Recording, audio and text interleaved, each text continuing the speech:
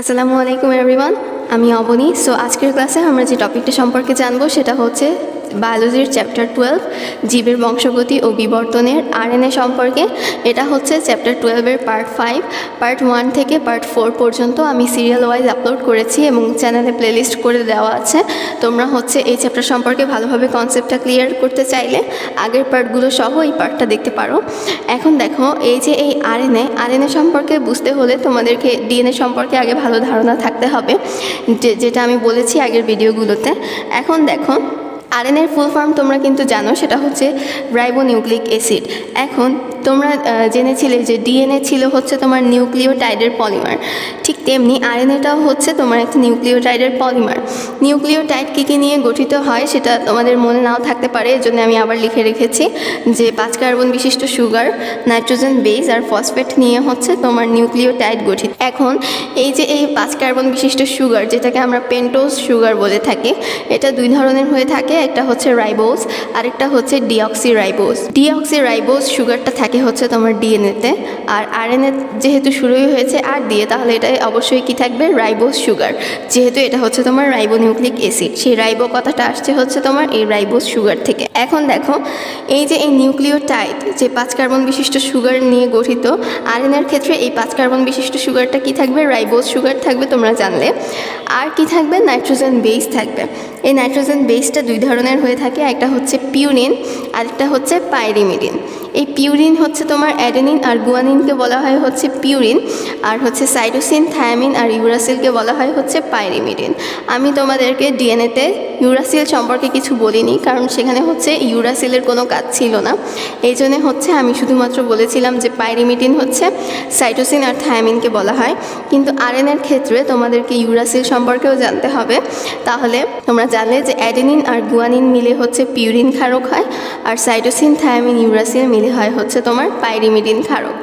এখন দেখো, এই যে এই নাইট্রোজেন বেসগুলো যে তোমার বন্ড করে থাকে এই নিউক্লিক অ্যাসিডের মধ্যে, তোমরা ডিএনএতে দেখেছিলে এর সাথে কে বন্ড করে, টি বন্ড করে। কয়টা হাইড্রোজেন বন্ড দিয়ে, 2টা হাইড্রোজেন বন্ড দিয়ে। ঠিক তেমনি জি এর সাথে সি।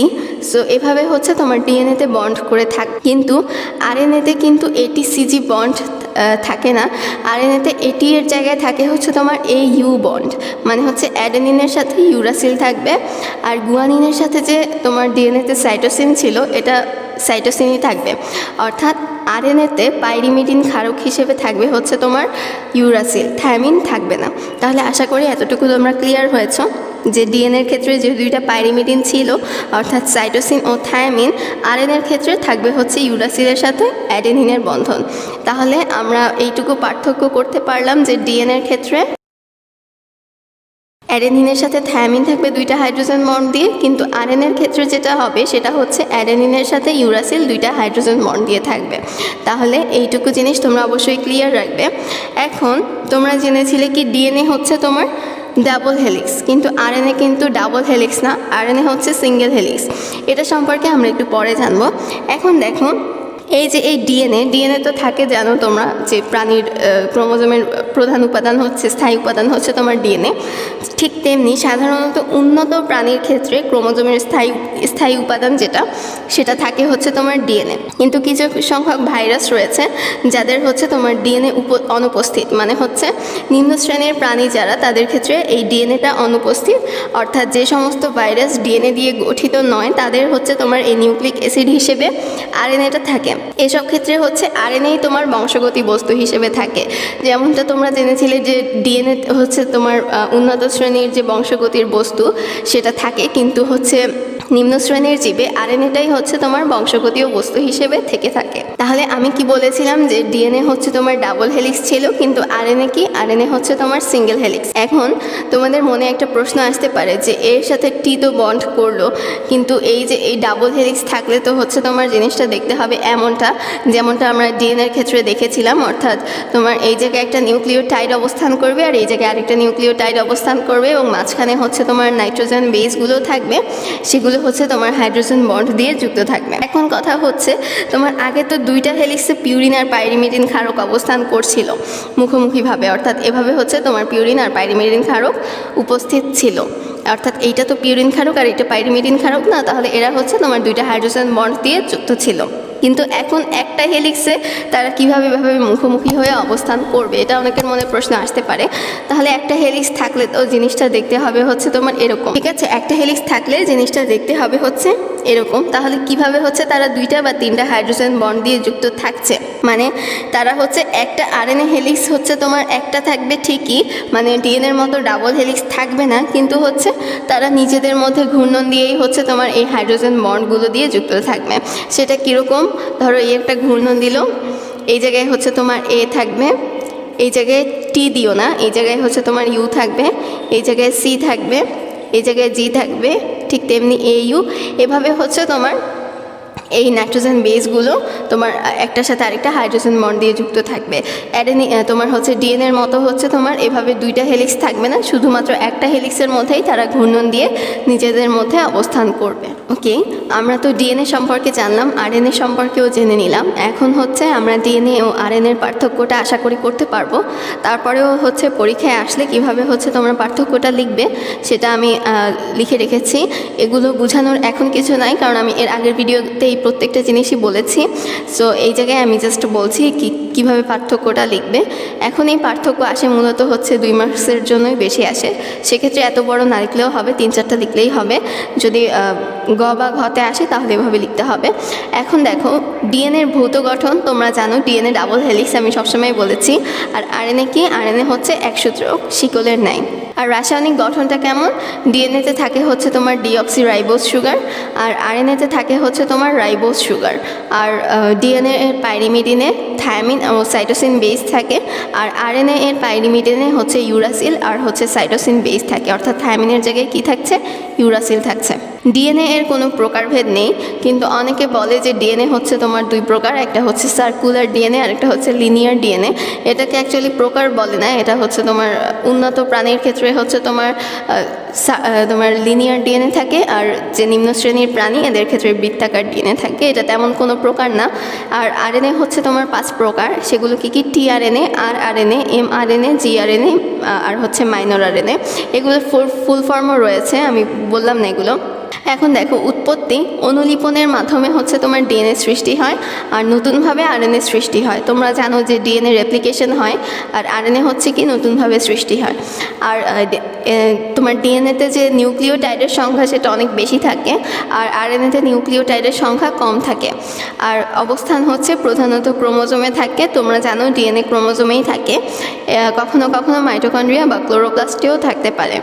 আর আরএনএ যেটা, সেটা হচ্ছে ক্রোমোজোম, সাইটোপ্লাজম, রাইবোজোম ও নিউক্লিওলাসে থাকে। তাহলে আশা করি তোমরা ডিএনএ ও আরএনএর মধ্যে যে পার্থক্যটা সেটা বুঝতে পেরেছো। ওকে, আমরা এখন যেটা সম্পর্কে জানবো সেটা হচ্ছে ডিএনএ টেস্ট সম্পর্কে।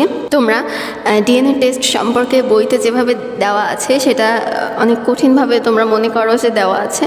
সো এটা হচ্ছে আমি সিম্পল করে লিখে রেখেছি, আমি এখন হচ্ছে এটা বুঝাবো সম্পূর্ণটা। সো আশা করি আমি বলে তোমরা বুঝবে। এটা হচ্ছে আমি জাস্ট সংক্ষেপে লিখে রেখেছি, তোমরা এইটা তুলে ফেলতে পারো তোমাদের খাতায়। সো আমি এখন বলবো বিস্তারিত যাতে তোমরা বুঝতে পারো। এখন দেখো, এই যে এই ডিএনএ টেস্ট যেটা, সেটা অ্যাকচুয়ালি কেন করা হয়? ডিএনএ টেস্টের মাধ্যমে হচ্ছে তোমার অপরাধী শনাক্ত থেকে শুরু করে লাশ শনাক্ত, তারপরে হচ্ছে তোমার পিতৃত্ব নির্ণয়ও হচ্ছে তোমার ডিএনএ টেস্টটা করে থাকা হয়। এখন দেখো, তোমরা অবশ্যই জেনে থাকবে যে প্রত্যেকটা জীব তার জৈবিক বৈশিষ্ট্যকে ধারণ করছে কোথায়? তার যে কোষ রয়েছে সেই কোষে অবস্থিত নিউক্লিয়াসে, ডিএনএতে, রাইট? তার জৈবিক বৈশিষ্ট্যগুলো ডিএনএতেই হচ্ছে তোমার থাকে। এখন দেখো, এই যে এই ডিএনএ টেস্ট যেটা, সেই ডিএনএ টেস্টকে বিভিন্ন নামে অভিহিত করা হয়ে থাকে। যেমন হচ্ছে তোমার DNA fingerprint, DNA typing, DNA profiling, এগুলো হচ্ছে মূলত ডিএনএ টেস্টকে এসব নামেও বলা হয়ে থাকে। এখন দেখো, যখন কোনো জায়গায় হচ্ছে কোনো অপরাধ সংঘটিত হয় তখন কি হয়? সেখান থেকে জৈব নমুনা সংগ্রহ করা হয় এবং আসামি হিসেবে যাকে সন্দেহ করা হয় তার ডিএনএ নেওয়া হয়। তারপর হচ্ছে তোমার সেই অপরাধ স্থল থেকে যে ডিএনএটা সংগ্রহ করা হয়েছে তার সাথে ওই আসামির, যাকে সন্দেহভাজন যে আসামি, তার ডিএনএটাকে তোমার হচ্ছে মিলিয়ে দেখা হয়। যদি মিলে যায় যে তার ডিএনএর সাথে ওই তোমার সন্দেহভাজন যে দিকটা রয়েছে তার ডিএনএর সাথে যদি মিলে যায় তাহলে হচ্ছে তোমার সেই আসামিকে শনাক্ত করা হয়। এবং এভাবে হচ্ছে তোমার আধুনিক অপরাধ বিজ্ঞানে হচ্ছে এই ডিএনএটা খুবই গুরুত্বপূর্ণ কাজ করছে এবং নির্ভুলভাবে হচ্ছে আসামি শনাক্ত করতেও এটা সহায়তা করছে। ডিএনএ টেস্টটা মূলত এজন্যই করা হয়, অর্থাৎ অপরাধের শিকার যে তাকে শনাক্ত করতে, তারপরে হচ্ছে অপরাধী শনাক্ত করতে, এইগুলো শনাক্ত করতেই মূলত হচ্ছে ডিএনএ টেস্টটা করা হয়। এখন দেখো ডিএনএ টেস্টের ক্ষেত্রে প্রথমেই যেটা করতে হবে সেটা হচ্ছে তোমার নমুনা সংগ্রহ করতে হবে। নমুনা হিসেবে কি কি নেওয়া হয়? হাড়, দাঁত, চুল, রক্ত, লালা, এগুলো হচ্ছে তোমার নমুনা হিসেবে নেওয়া হয়। এখন এই যে এই নমুনা হিসেবে যেগুলো নেওয়া হলো, এটা কিন্তু শুধুমাত্র যে আসামি তারটাই নেওয়া হবে না, অপরাধী এবং অপরাধের শিকার যিনি দুইজনেরটাই নেওয়া হবে।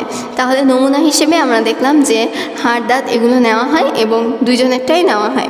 এখন আমরা জানবো হচ্ছে স্টেপসগুলো সম্পর্কে। প্রথমে যেটা করা হয় সেটা হচ্ছে নমুনা থেকে ডিএনএটাকে আলাদা করা হবে। তো প্রথমে যেটা করা হয় আলাদা করা হবে, যেমন হচ্ছে তোমার এই একটা ডিএনএ, এই ডিএনএটাকে তোমার রেস্ট্রিকশন এনজাইম দিয়ে হচ্ছে ডিএনএ হেলিক্সটাকে ছোট ছোট কিছু অংশে সীমাবদ্ধ করা হবে। রেস্ট্রিকশন মানে তোমরা জানো যে সীমাবদ্ধ করে দেওয়া, যেমন মানুষ বলে না অনেক সময় যে রেস্ট্রিকশন দেখাইও না আমার প্রতি, সো সেটা হচ্ছে কোনো কিছু সীমাবদ্ধ বা চাপিয়ে না দেওয়া।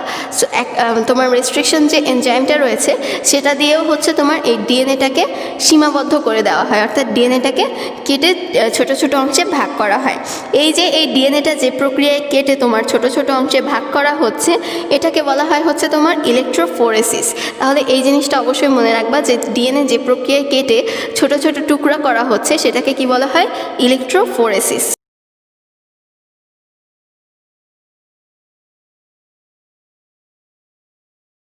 এখন দেখো এই জায়গায় আরেকটা টার্ম আসে এই ডিএনএ টেস্টের ক্ষেত্রে বইতে তোমার, সেটা হচ্ছে রেডিও অ্যাক্টিভ। এখন দেখো রেডিও অ্যাক্টিভ জিনিসটা কি? রেডিও অ্যাক্টিভটা হচ্ছে তোমার যেসব পদার্থ হচ্ছে আলফা, বিটা, গামা বা এসব তেজস্ক্রিয় পদার্থ নির্গমন করে এইগুলোকেই বলা হয় হচ্ছে তোমার রেডিও অ্যাক্টিভ। এই রেডিও অ্যাক্টিভ প্রক্রিয়ায় হচ্ছে তোমার ডিএনএটাকে শনাক্ত করা হয়, অর্থাৎ অপরাধী থেকে যেসব তোমার জৈবিক নমুনাগুলো সংগ্রহ করা হলো তাদের মধ্যে হচ্ছে তোমার রেডিও অ্যাক্টিভ দেওয়া হয় এবং ডিএনএকে চিহ্নিত করে হচ্ছে তোমার একটা এক্স রে কাগজে চিত্রায়ন করা হয়। তোমরা জানো যে এক্স রের ক্ষেত্রে আমরা আমাদের যে হাড় রয়েছে সেই হাড়ের চিত্র অনেক সুন্দরভাবে দেখতে পারি, অর্থাৎ হাড়ের কোথাও ফাটল ধরলো কিনা এগুলো খুব স্পষ্টভাবে দেখা যায়। সো ঠিক তেমনি হচ্ছে তোমার অপরাধী থেকে হচ্ছে যেসব জৈবিক নমুনাগুলো সংগ্রহ করা হচ্ছে সেগুলো হচ্ছে তোমার রেডিও অ্যাক্টিভ দেওয়া হয় এবং হচ্ছে ডিএনএকে চিহ্নিত করে এক্স রে কাগজের উপরে রাখা হয়। এই যে এই এক্স রে কাগজের উপরে যখন রাখা হলো তখন হচ্ছে আরেকটা জিনিস বলে নেই যে সাধারণ কাগজ থেকে এক্স রে কাগজের মধ্যে পার্থক্য হচ্ছে ওখানে হচ্ছে নাইট্রোসেলুলোজের একটা প্রলেপ দেওয়া থাকে। সেখানে যখন তোমার এই রেডিও অ্যাক্টিভ করার ডিএনএটাকে রাখা হয় তখন হচ্ছে এক্স রে কাগজে যেমন হাড়ের ছবিগুলো ফুটে ওঠে না, ঠিক তেমনি হচ্ছে ডিএনএর যে চিত্রটা রয়েছে সেটাও হচ্ছে তোমার ওই এক্স রে কাগজের উপরে ফুটে ওঠে। এভাবেই হচ্ছে তোমার মাইক্রোস্কোপের নিচে খুব সুন্দরভাবে ডিএনএটাকে দেখা যায় এবং বিভিন্ন বৈশিষ্ট্যপূর্ণ রং অনুযায়ী হচ্ছে সেগুলো দেখা যায়। আর এভাবেই অপরাধী এবং অপরাধী স্থল থেকে ডিএনএটা নেওয়া হয়। তাহলে এই স্টেপসগুলি হচ্ছে আমি তোমাদেরকে এখানে লিখে রেখেছি এবং আমি এখন বললাম, ব্যাখ্যা করলাম এগুলো, যে ডিএনএটাকে আলাদা করা হচ্ছে রেস্ট্রিকশন এনজাইম দিয়ে, ইলেকট্রোফোরেসিস দ্বারা টুকরাকে ব্যান্ড আকারে আলাদা করা হচ্ছে, নাইট্রোসেলুলোজ কাগজে রেখে অটো রেডিওগ্রাফ পদ্ধতিতে মেলানো হচ্ছে, অর্থাৎ যে পদ্ধতিতে হচ্ছে তোমার ওই কাগজটাতে রেখে ডিএনএটাকে হচ্ছে তোমার তুলে ধরা হয় যে ডিএনএর চিত্রটা, সেই পদ্ধতিটাকে বলা হয় হচ্ছে তোমার অটো রেডিওগ্রাফ। এই জায়গায় আমি একটা কোশ্চেন লিখে রেখেছি যে রেডিও অ্যাক্টিভ ডিএনএকে যে এক্স রে কাগজের উপরে রেখে ডিএনএ চিত্রাঙ্কন করা হয় তার নাম কি? তোমরা যদি আমার কথাগুলো ভালোভাবে শুনে থাকো তাহলে অবশ্যই এটা জানো যে এটাকে বলা হয় হচ্ছে তোমার অটো রেডিওগ্রাফ, অর্থাৎ এই কোশ্চেনের অ্যান্সারটা হবে হচ্ছে তোমার এইটা। তাহলে আশা করি তোমরা এটা আগেই পারতে। সো এই ডিএনএ টেস্টটা অবশ্যই তোমরা ভালোভাবে শিখে রাখবে। আজকের ভিডিও এই পর্যন্তই, ধন্যবাদ সবাইকে।